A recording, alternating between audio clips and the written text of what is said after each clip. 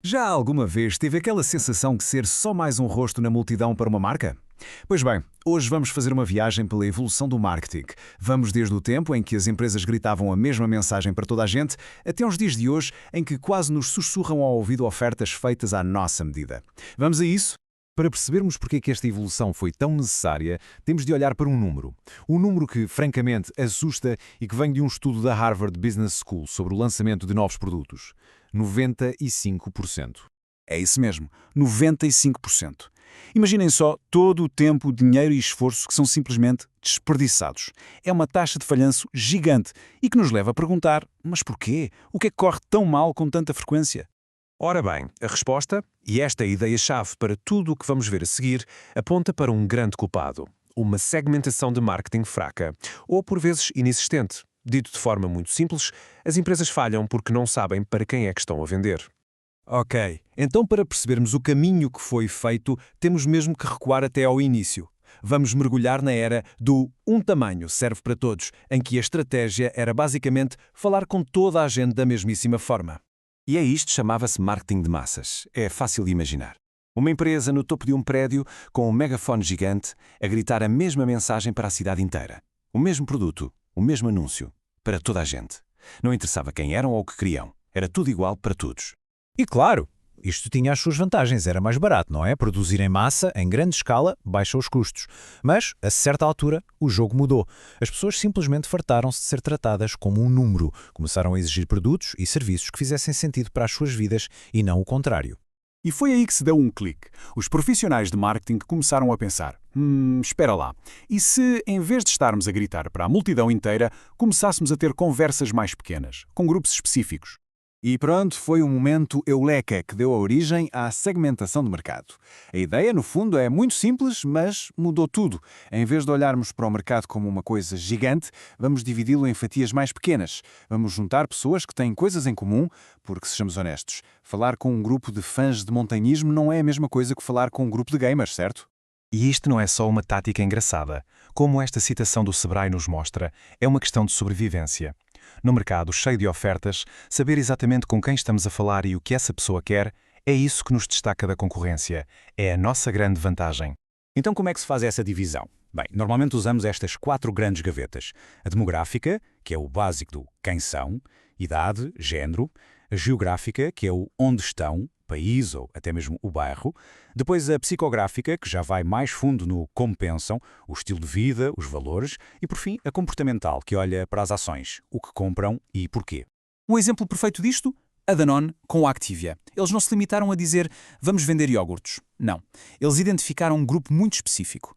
Mulheres preocupadas com a saúde digestiva. E criaram um produto a pensar nelas. O resultado? Tornou-se num dos seus produtos mais rentáveis de sempre. Isto é o poder da segmentação na prática. A segmentação foi um passo gigante, sem dúvida, mas a evolução não parou por aí. A tecnologia abriu uma nova porta e a pergunta passou a ser: e se? E se conseguíssemos ir para além dos grupos? E se fosse possível ter uma conversa a dois com cada pessoa?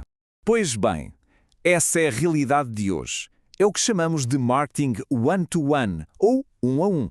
Basicamente, é levar a segmentação ao extremo. O segmento já não é um grupo de milhares de pessoas. O segmento é uma só pessoa. Cada cliente é o seu próprio mercado. E como é que isto funciona? Este modelo clássico de 4 passos explica bem. Primeiro, identificar quem é esta pessoa. Depois, diferenciar. É um cliente novo, um cliente fiel. De seguida, aproximar. Falar com a pessoa, perceber do que gosta. E por fim, o passo mais importante, personalizar. Adaptar a nossa oferta àquela pessoa e só àquela pessoa. E por que tanto trabalho? A resposta é simples, porque é isto que cria uma experiência de cliente fantástica. Quando sentimos que uma marca nos entende, que não somos só mais um número, é aí que nasce a verdadeira lealdade. Ok, já vimos o marketing para as massas, depois para os grupos e agora para o indivíduo.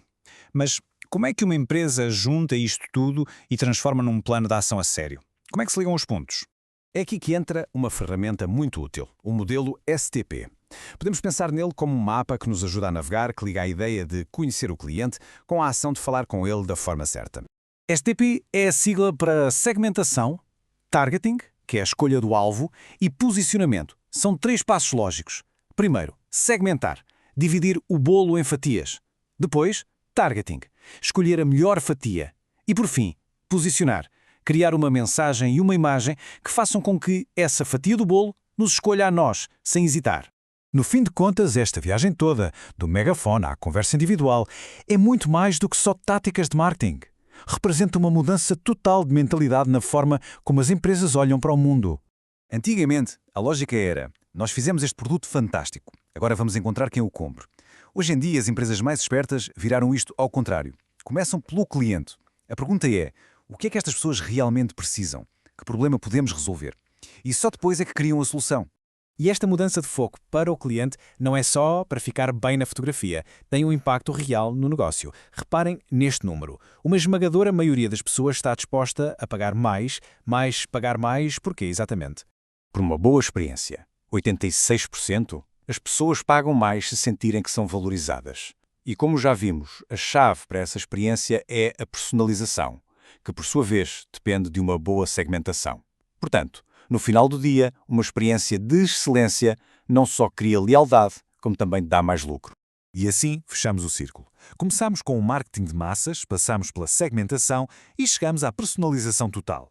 Vimos que colocar o cliente no centro de tudo leva a melhores produtos e melhores resultados. Mas tudo isto deixa-nos com uma pergunta no ar. Uma pergunta essencial para os dias de hoje. Com tanta personalização, onde é que acaba a ajuda e começa a invasão? Essa é a grande questão que o marketing terá de responder nos próximos anos.